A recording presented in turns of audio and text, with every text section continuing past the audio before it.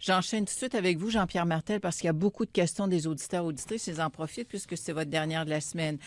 Et notre plan aujourd'hui, notre plan de match, c'est de revenir sur les arbres. On les achète en mode. Vous m'avez fait faire un petit détour, notre plan de match, courbe, le sport. une belle courbe.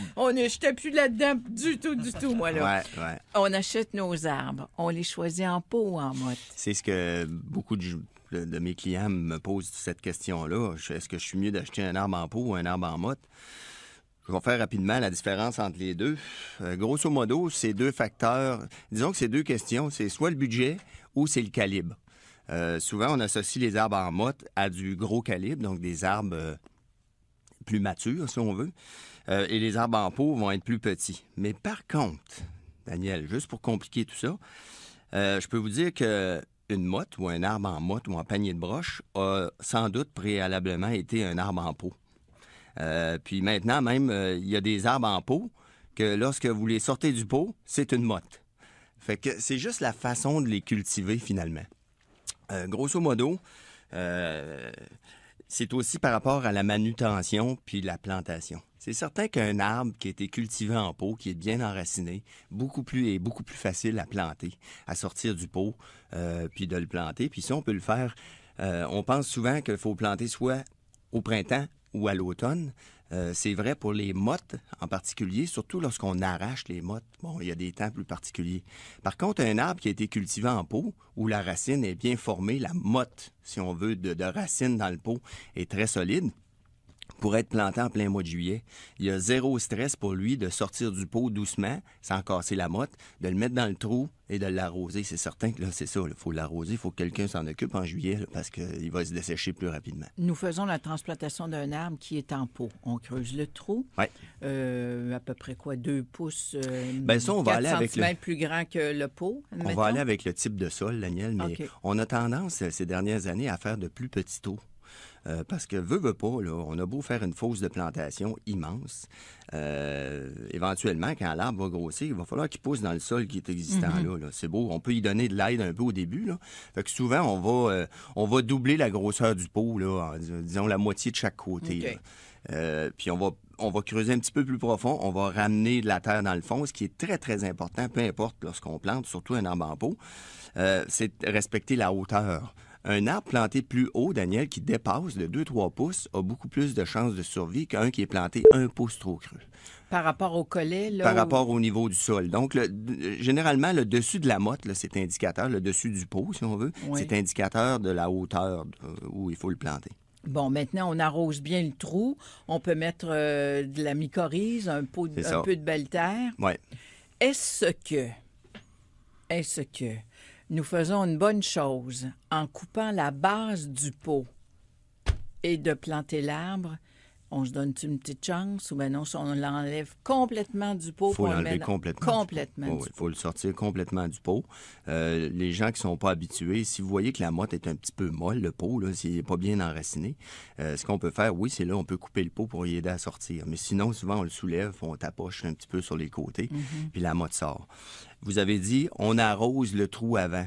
Ça, Daniel, si on met trop d'eau dans le trou, le problème que ça peut occasionner, c'est que lorsqu'on essaye de compacter le sol alentour, ben là, on n'est plus capable. On se trouve dans une boue, puis là, l'arbre, il se tiendra pas comme tel. Nous, on préfère toujours, on fait la plantation, puis à la place, à la fin, on finit avec une soucoupe de plantation qu'on appelle. Donc, on fait une espèce de bol, puis là, on arrose, puis l'eau descend directement au niveau du pot, là, pour pas qu'elle s'éloigne du trou comme tel. Soucoupe, ça veut dire plus creux près du tronc? tronc? Non, on le plante au même niveau, mais ce qu'on fait après ça, c'est qu'on fait une espèce de grand beigne alentour on soulève la terre alentour. Comme ça, l'autre pluie va se diriger directement vis-à-vis les racines parce que l'arbre n'est pas encore enraciné comme tel. Est-ce qu'on a mis un peu de mycorhize ou quelque chose? Oui, la mycorhize, c'est d'emblée, ça va de soi. Grosso modo, là, monsieur tout le monde peut planter. Nous, là, par exemple, au centre jardin, vous achetez un arbre en pot, vous allez le planter vous-même, on va vous donner la pleine garantie, etc. Les arbres en motte, Là, maintenant, ça prend quand même... Il y a une question d'expertise là-dedans, parce que là, on parle d'un arbre qui peut peser 3, 4, 5, 600, même jusqu'à 1000 livres de poids. Donc, c'est très lourd. Donc, ça prend... On peut pas juste le garrocher dans le trou, parce que là, la motte peut casser, etc. On peut pas non plus juste pousser sur le tronc. Nous, on a des crochets spéciaux où on s'accroche après les paniers pour s'assurer de bouger la motte sans mettre de pression pour pas casser les racines. Fait que c'est une question de budget aussi. Un arbre en pot, bon, j'ai des arbres au centre-jardin, c'est du 60 mm des érables qui ont été cultivés par un producteur qui les fait dans des pots de 45 gallons. Oui, c'est des gros pots. Ça prend une remorque là, pour ramener ça.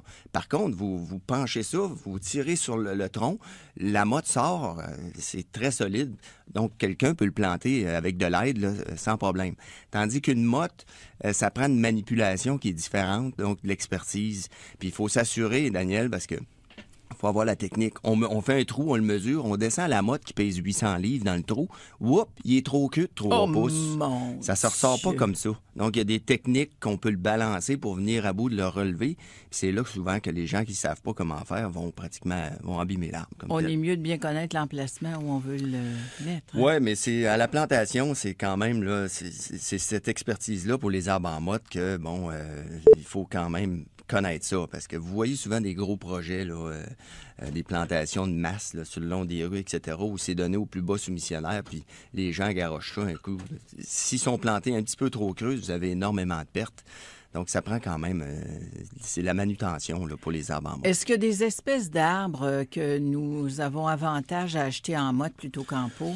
Bien, moi, je dis généralement, les espèces qui poussent les moins vite, je les recommande en motte si on veut en profiter. Donc, parce qu'ils sont plus gros. C'est ça, les chênes, ces choses-là. Bon. Donc, Daniel, c'est vraiment une question de budget.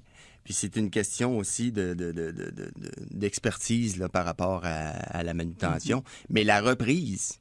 Aucune différence. Il y a du monde qui me dit « Ouais, un arbre en motte, il y a moins de chances de reprendre qu'un petit, etc. » Absolument pas. C'est bien fait. Sinon, ça se ferait pas, Daniel. Bon.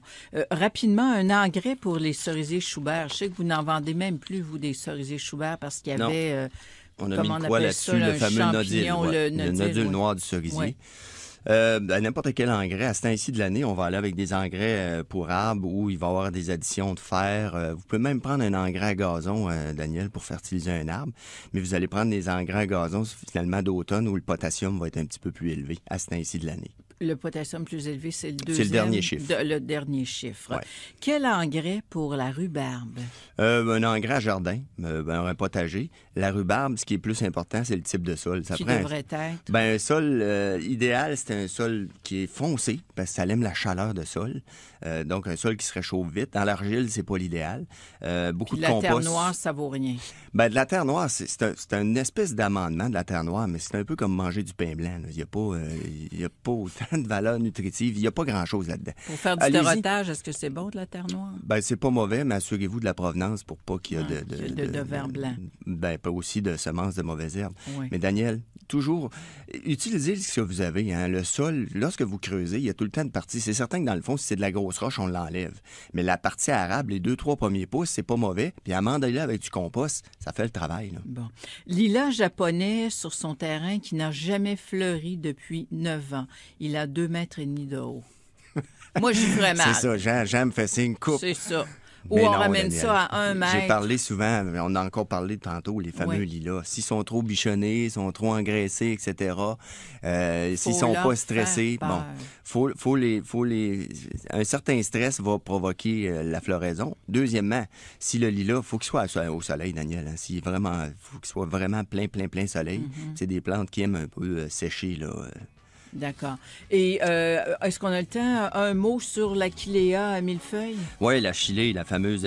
Moi, on la prononce Achillée aussi. Okay. Là. Oui, c'est une plante que vous allez retrouver qui est excellente en rocaille parce qu'elle tolère très bien la sécheresse. Vous avez des couleurs jaunes, cerises, blanc et rosé. Ça monte environ 30 pouces de haut.